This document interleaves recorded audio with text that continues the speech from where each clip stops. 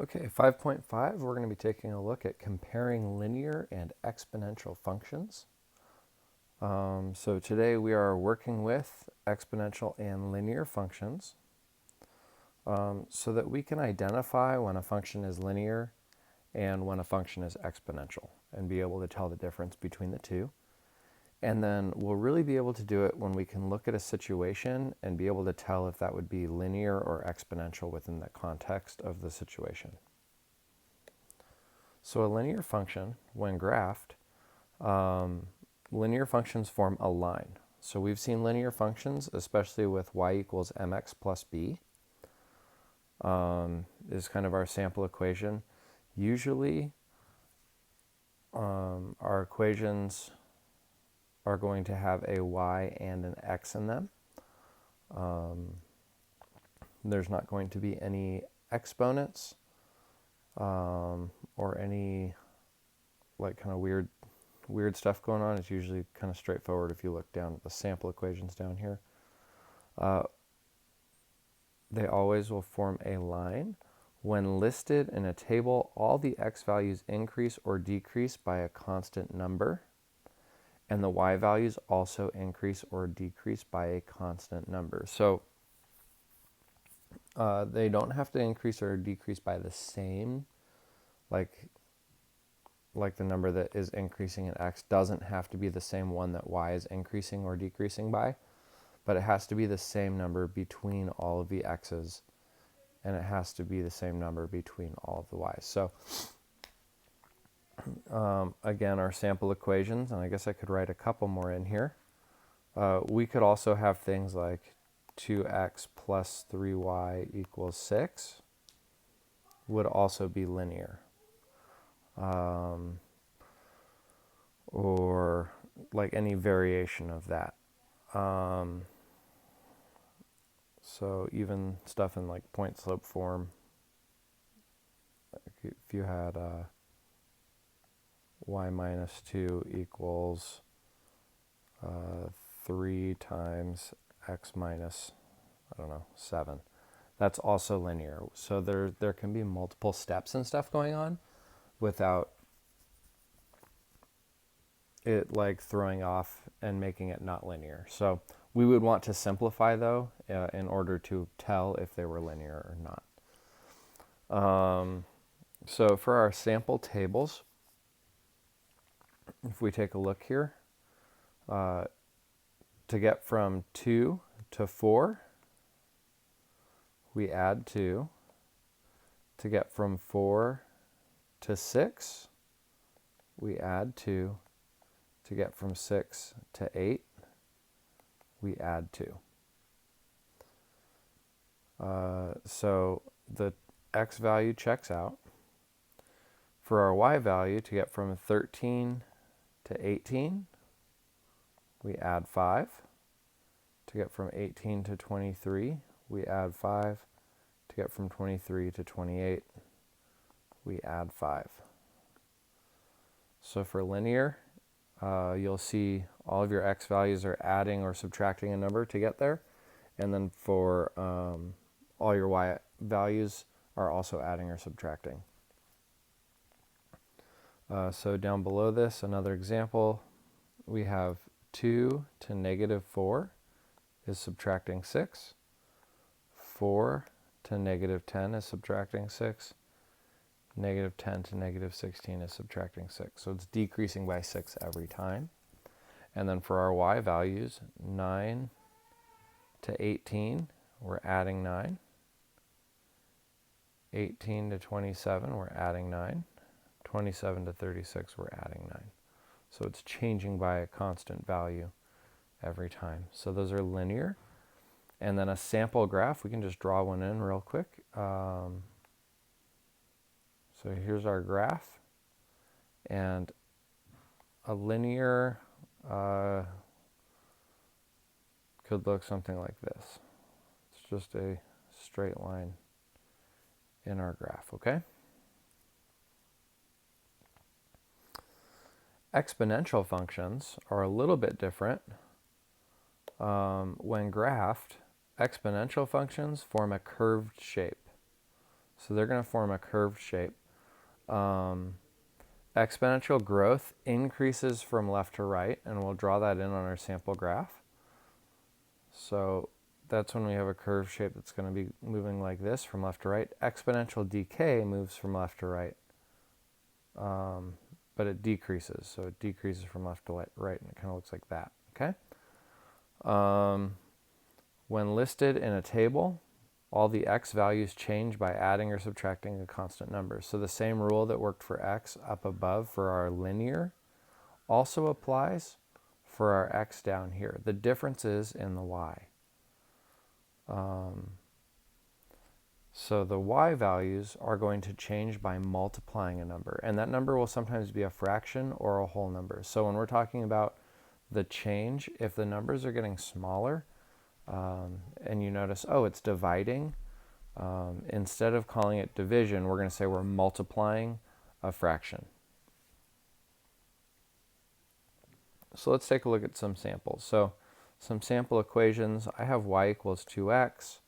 I'm going to 2 to the x. I can add a couple more in here. We can have y equals 1,000 times 4 to the third.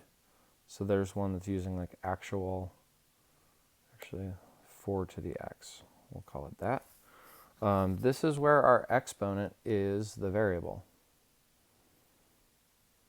So as long as the exponent is the variable, we could have 1/3 to the x. That would be a decay. That would create a graph that decreases. We could have y equals 27 to the x. It doesn't really matter as long as it's to the x power, right?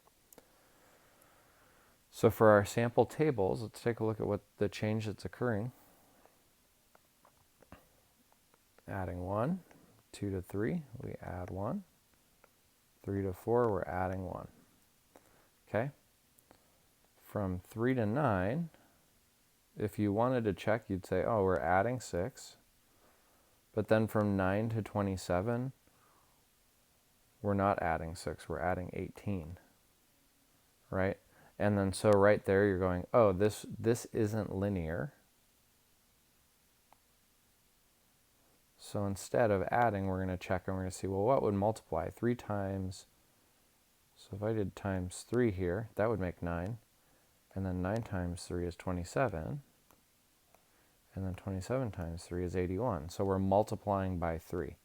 So see how it's changing, but it's changing by multiplication. So it's still changing by the same number. So these are all being changed by 3, but now they're multiplying. And that is what gives us our exponential.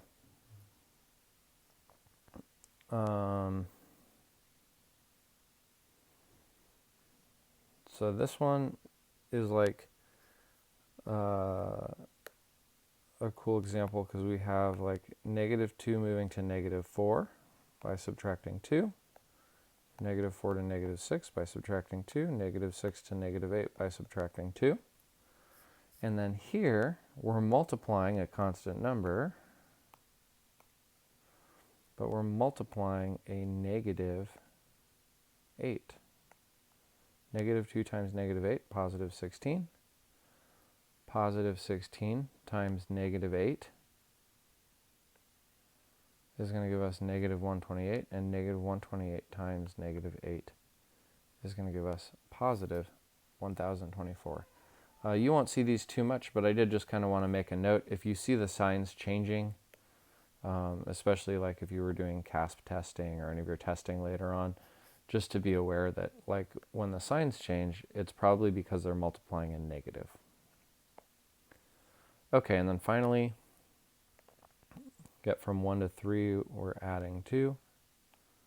3 to 5, we add 2. 5 to 7, we add 2.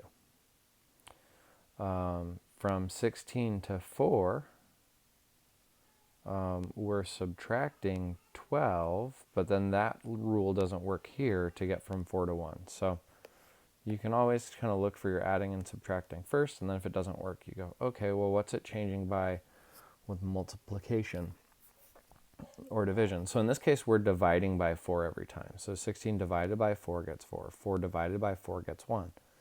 But instead of saying divided by 4, we're going to write this. Remember, that's 4 over 1. When we divide any number divided by, like 4, we can write that as multiplying. It's that number times the reciprocal. So instead, we're going to multiply 1 over 4 here.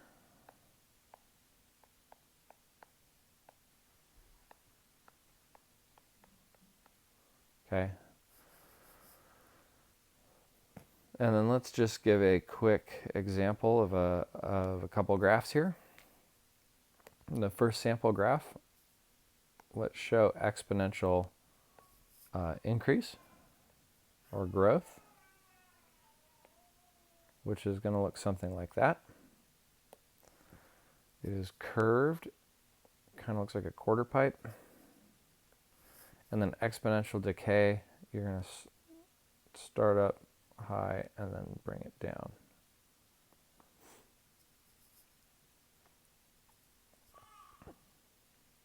So this is going to be growth.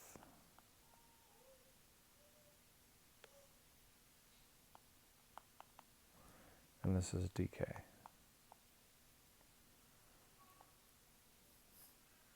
Okay, and then sometimes we're going to get graphs where the functions, there's not really a function because the rules aren't being met for linear or exponential. It might be a different kind of function that we haven't covered yet. There just might not be a function. It might just be random numbers. So we're just comparing from 2 to 4. We're adding 2. To get from 4 to 5, we would have to add 1. To get from 5 to 8, we would have to add 3. So remember, we need the same number all the way across, so that's no good. Even if our y's do meet the condition. So this one's adding 1, adding 1, adding 1. So this is neither linear or exponential. Okay, same thing down here. Here we're adding 3, adding 3, adding 3, and then here we're multiplying 3, so times 3, and then, but to get from 6 to negative 18, I have to multiply a negative 3, and then right here I'm adding, or I'm subtracting 3, so you can see there's just some weirdness going on there, okay? So this one was multiplying. This one multiplied negative, this one multiplied a positive, this one subtracted. So there's all kinds of just randomness going on there. So that was also what neither would look like. So if it doesn't meet the requirements, it's neither. Okay, and then finally, we're going to look at some scenarios here, and we're going to just determine if they are linear or exponential. In general, if the output is multiplying with the previous output, so those are our y's. So if we were going to take our output and multiply, the function is exponential. If the output is adding or subtracting to the previous output, then we're working with a linear function. So let's talk about a couple of these. A population of rabbits increases by quadrupling each year. So that was not very good English on my part here writing these notes, but starting with 2 rabbits. So year 0, before the year takes place, we're going to start with 2 rabbits. And then on the first year, that is going to quadruple. So quadruple means to multiply by 4.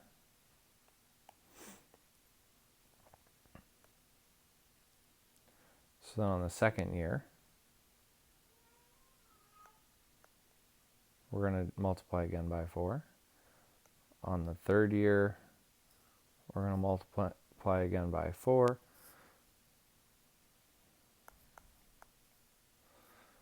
And all we're telling is, okay, is this linear or exponential? So we're going to look.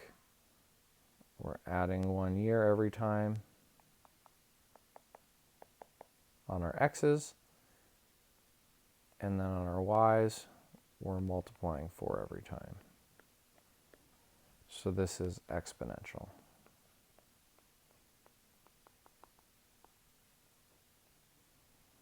Okay?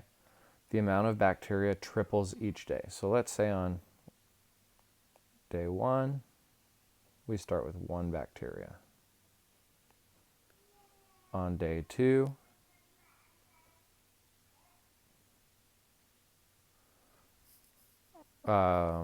we then triple that, so times 3.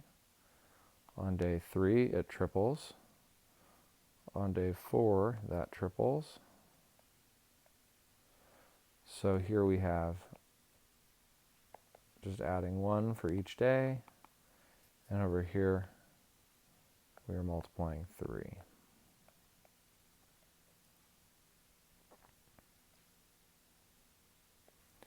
Okay, and then Mike earns $20 per hour. So let's see.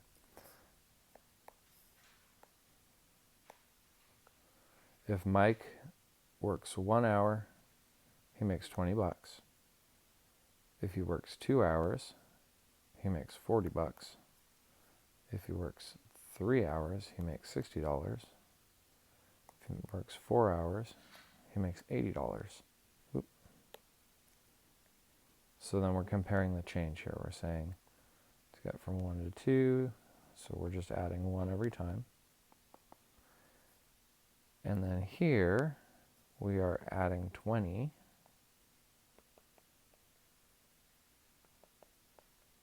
To get from each one. So this is linear. And think about how our numbers are increasing. So for our linear, on a graph, this is what Mike's money would look like. 0, 0, 120, 240, 360, 480, right? So it would create a line. It's just a line like that. But then if we were graphing this, our bacteria,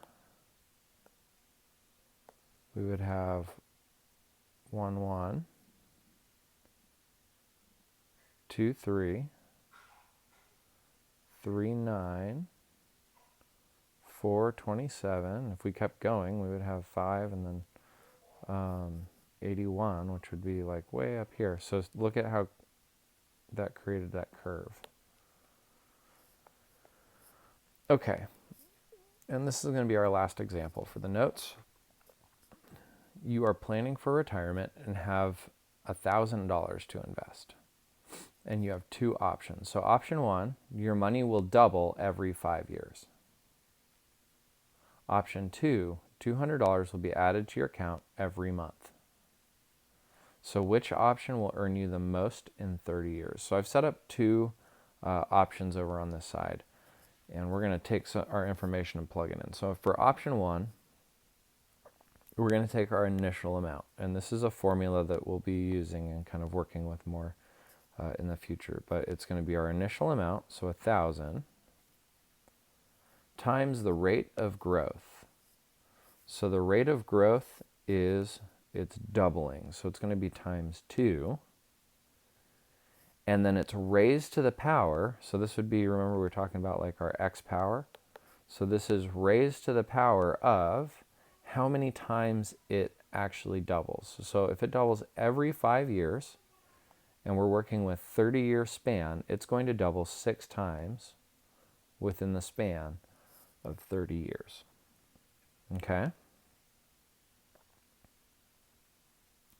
For our second option, we are doing our initial amount, so 1,000, plus it's going to add $200 every month, and then times the total number of months. So if it does it After 1 month, it would be $1,000 plus $200. After 2 months, it would be $1,000 plus $400. It'd be 200 times 2.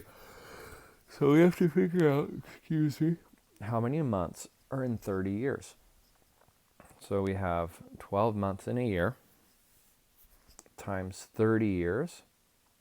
So I know 12 times 3 is 36. And then we add that 0 because it was 30. Okay, so we have some calculating to do now. So now down below here, we have 1,000 times, we're going to work out 2 to the 6, so that's 2 times itself 6 times. So we are not going to write 12 there, we're going to write 2 times 2 times 2 times 2 times 2 times 2. Remember, that's how we're thinking about 2 to the 6. So 2 times 2 is 4, times 2 is 8. So 2 times 2 is 4, times 2 is 8, times 2 is 16, times 2 is 32, times 2 is 64.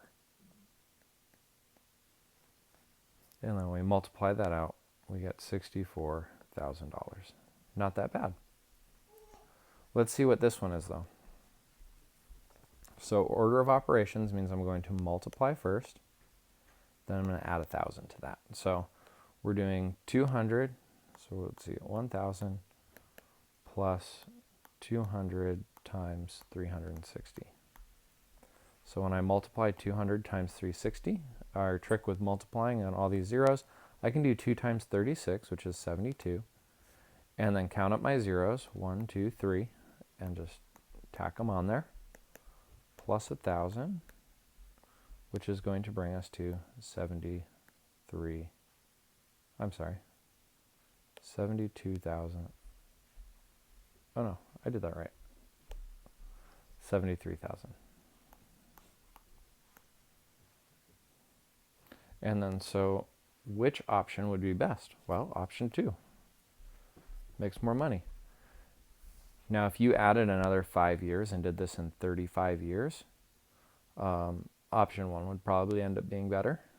But for the purpose of this, option 2 is our best option.